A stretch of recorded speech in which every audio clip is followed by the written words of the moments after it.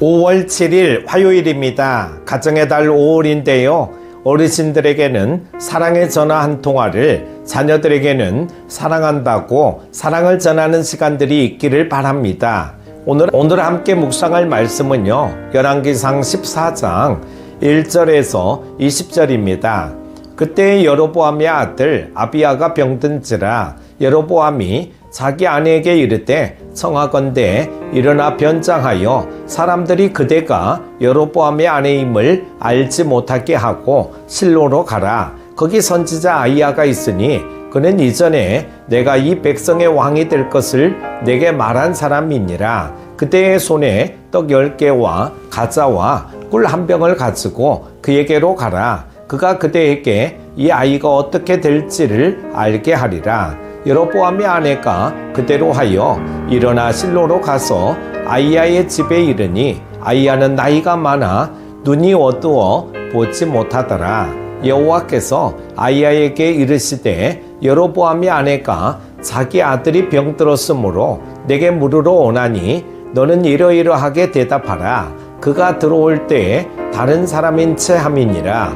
그가 문으로 들어올 때에 아히야가 그 발소리를 듣고 말하되 여로보암의 아내여 들어오라. 내가 어찌하여 다른 사람인 채 하느냐. 내가 명령을 받아 흉한 일을 내게 전하리니 가서 여로보암에게 말하라. 이스라엘의 하나님 여호와의 말씀이 내가 너를 백성 중에서 들어 내 백성을 이스라엘의 주권자가 되게 하고 나라를 다윗의 집에서 찢어내어 내게 주었거늘 너는 내 종 다윗이 내 명령을 지켜 전심으로 나를 따르며 나 보기에 정직한 일만 행하였음과 같지 아니하고 내 이전 사람들보다 더 악을 행하고 가서 너를 위하여 다른 신을 만들며 우상을 부어 만들어 나를 노엽게 하고 나를 내 등 뒤에 버렸도다. 그러므로 내가 여로보암의 집에 재앙을 내려 여로보암에게 속한 사내는 이스라엘 가운데 매인자나 노인자나 다 끊어버리되 거름더미를 쓸어버림같이 여로보암의 집을 말갛게 쓸어버릴지라. 여로보암에게 속한 자가 성읍에서 죽은즉 개가 먹고 들에서 죽은즉 공중의 새가 먹으리니 이는 여호와께서 말씀하셨음이니라 하셨나니 너는 일어나 내 집으로 가라. 내 발이 성읍에 들어갈 때에 그 아이가 죽을지라.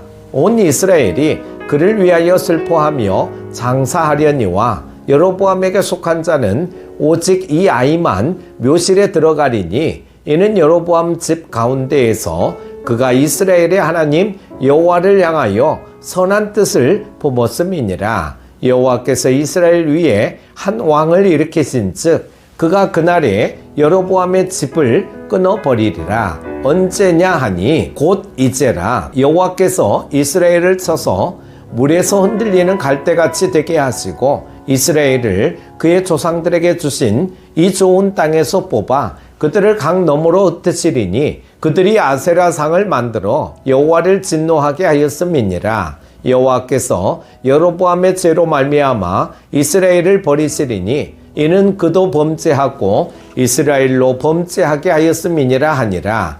여로보암의 아내가 일어나 디르사로 들어가서 집 문지방에 이를 때에 그 아이가 죽은지라. 온 이스라엘이 그를 장사하고 그를 위하여 슬퍼하니 여호와께서 그의 종 선지자 아히야를 통하여 하신 말씀과 같이 되었더라. 여로보암의 그 남은 행적 곧 그가 어떻게 싸웠는지와 어떻게 다스렸는지는 이스라엘 왕 역대지략에 기록되니라. 여로보암이 왕이 된 지 22년이라. 그가 그의 조상들과 함께 자매 그의 아들 나답이 대신하여 왕이 되니라.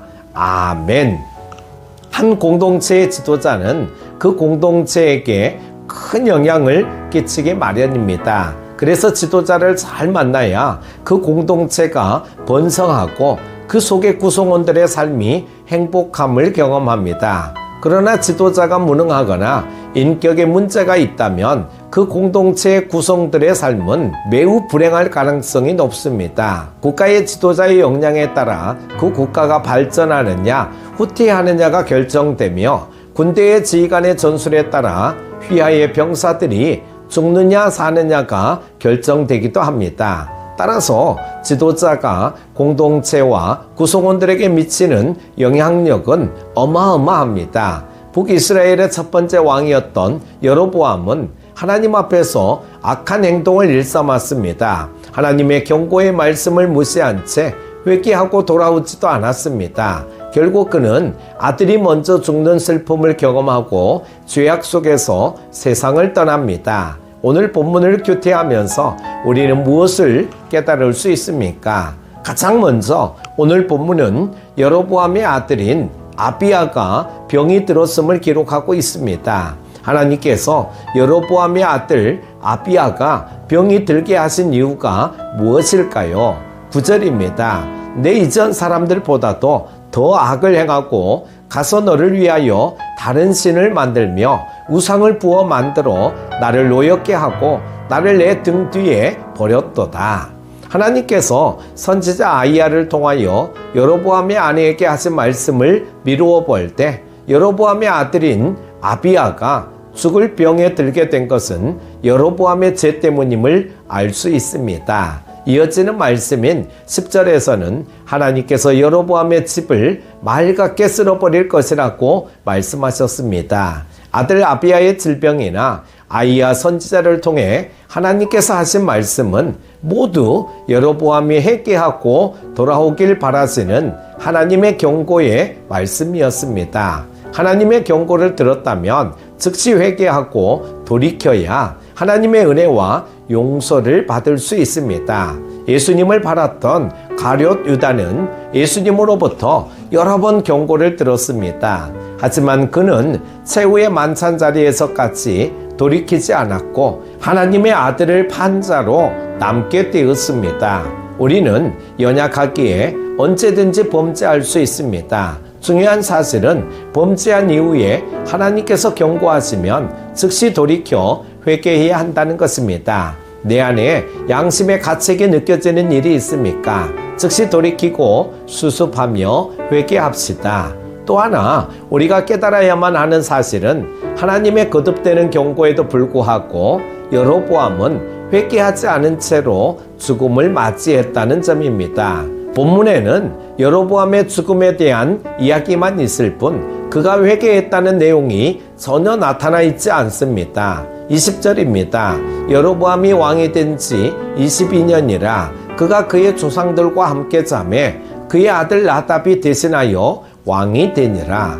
여로보암은 아들 아비야의 질병과 관련하여 하나님으로부터 두려운 경고를 들었음에도 불구하고 하나님께 회개하지 않았습니다. 그는 끝까지 자신의 고집대로 살았고 하나님께 돌아오지 않았습니다. 그 결과 그의 인생에는 전쟁만이 있었으며 슬픔과 고통만이 가득하였습니다. 더 큰 문제는 여로보암뿐 아니라 그가 다스리는 북이스라엘 왕국 역시 전쟁 속에서 평안할 날이 없게 되었습니다.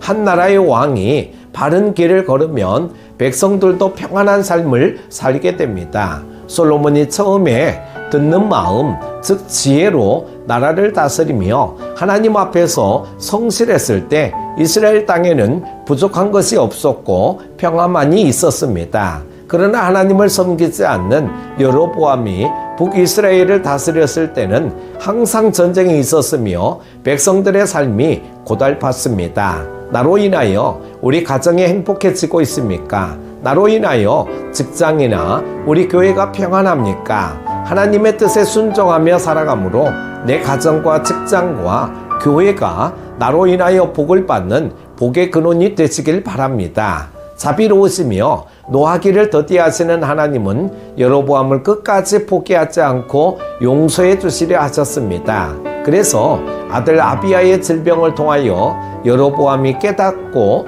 돌아오길 원하셨지만 끝끝내 여로보암은 하나님의 경고를 듣지 않았습니다. 결국 아들의 죽음을 보았던 여로보암은 일평생 전쟁이 계속되는 삶을 살았습니다.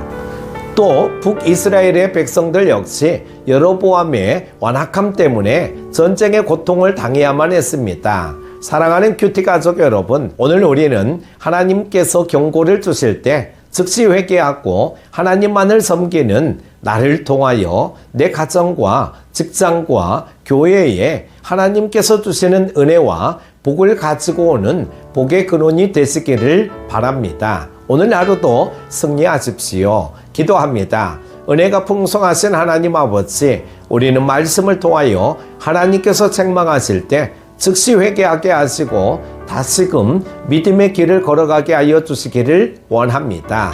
여로보암의 죽음을 보면서 우리는 항상 회개와 순종의 삶을 살아가므로 주님께 영광 돌리게 하시고 지혜를 더 달라고 기도하게 하여 주시고 영적 리더십을 발휘하게 늘 붙잡아 주시기를 원합니다.